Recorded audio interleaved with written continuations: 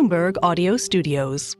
Podcasts, radio, news. After years of opposition, we are on the verge of historic legislation to make work more secure, make it more family-friendly, go further and faster to close the gender pay gap.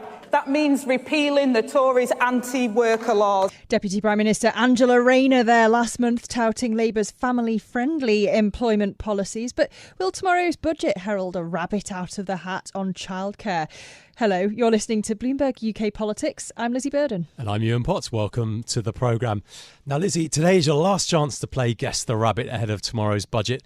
It's been a busy 4 months for speculation as to what's in that famous red box. Our Bloomberg Politics team have been delivering their fair share of scoops, meaning it hasn't all been a guessing game. And one of those is a funding package for childcare, a possible funding package for childcare, if, as we've reported, the Chancellor gives the Department of Education more money to boost the number of nurseries and staff. Well, it will be against the backdrop of the lowest birth rate since records began. The average number of children born to a woman in England and Wales over her lifetime is now just 1.44, with the biggest drop among those in their 20s. So I guess the wider question is, what's behind the slumping birth rate, and can it be reversed just by throwing government money at the problem? Really interesting, but I would question the degree, Yuan, to which Rachel Reeves will want to be presenting rabbits. The way she's been reprimanded by the Speaker, Lindsay Hoyle, for briefing on the fiscal rules at the IMF meeting in Washington, to me, speaks to the fact that she's actually been trying to limit how many surprises are in this budget. But look, as Britain's first female Chancellor, I would be surprised if there isn't something in there for women. Reeves has repeatedly said that she also got into politics because she was inspired by Tony Blair's commitment on education. So childcare seems to sit at the heart of that Venn diagram. But if indeed childcare is the rabbit, as it once was, we should say, for Jeremy Hunt when he was Chancellor, the question for me is how much resource will be devoted to it. Because yes, childcare policies seem to have multiple benefits. They could close the gender pay gap a bit potentially. They could reduce labour market inactivity, ease pressure therefore on wages and inflation, boost productivity, grow the economy. All that's very nice, but it's expensive to do properly. And you've got Keir Starmer standing by the need to deliver these unpopular tax rises and spending cuts to be realistic, as he puts it. And so you have to ask, will there be room to do much on childcare, even if it aligns with this promise to make work pay? Will it be enough, as you say, to reverse the falling birth rate, which of course puts more of a strain on the public finances because as the population continues to age, it becomes more dependent on working age people? So lots and lots of questions to answer. On the show today, Amelia Miller, co-founder of Ivee, which is a platform which helps women to return to the workforce after motherhood.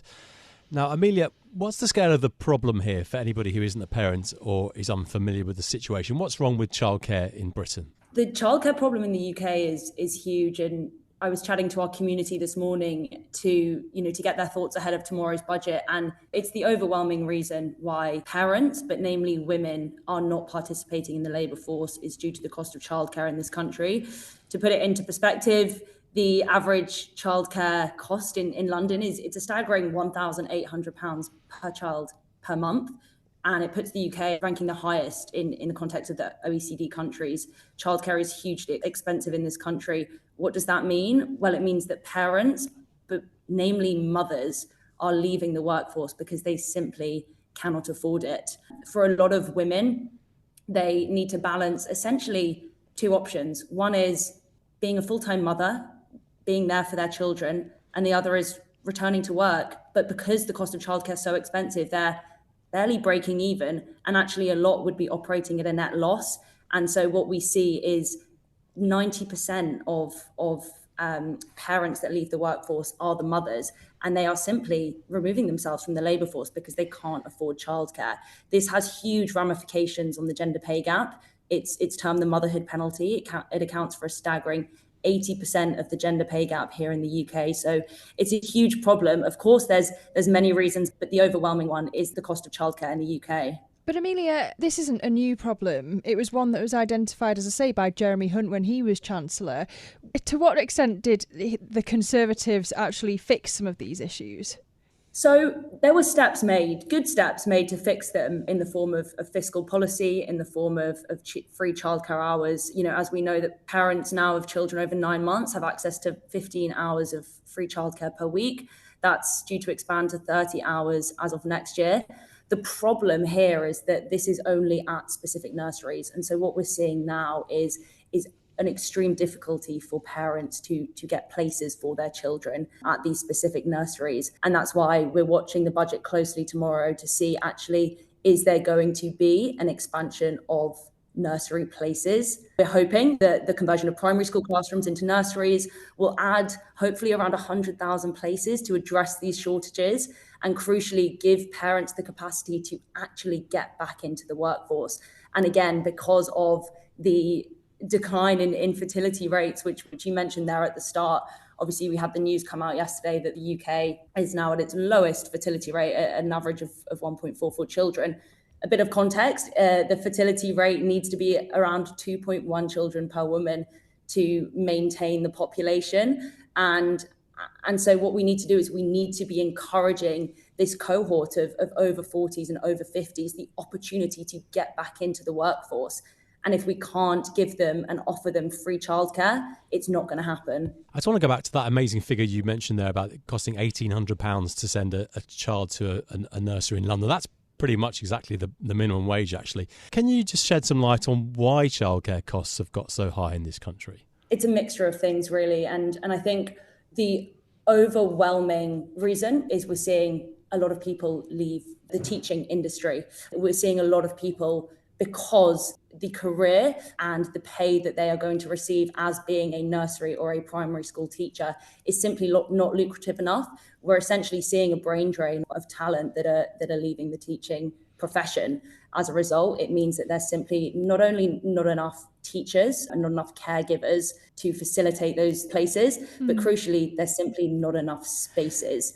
And that all stems back to how can we actually increase the number of places per year at nurseries? It's a huge issue, of course, but the declining birth rate is something we've seen pretty much across the whole world, actually. How much of it do you think is related to economic factors like the cost of childcare, and how much of it is wider stuff? It's a complicated issue, isn't it? It's a really complicated issue. Childcare, of course, is one of the spinning plates, but there's many, many others. And what we're seeing at the moment, in light of yesterday's fertility story, is millennials, so those really born up to that mid-1990s, are not having children because of a mixture of childcare costs, financial pressures, not feeling ready, or actually not having found the right partner.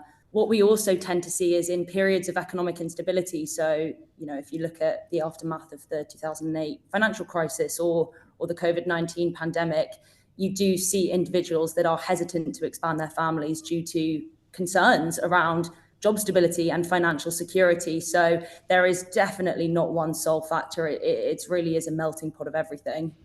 But if you reverse all this, does it actually make economic sense when the government is so fiscally constrained to spend money on encouraging people to have more children when it isn't just an economic issue? As you say, it's also a sociological one. I am firmly of the belief that it has to be a combination of not only encouraging people to have more children so that in 10, 20 years from now, there will not be such a huge aging workforce population.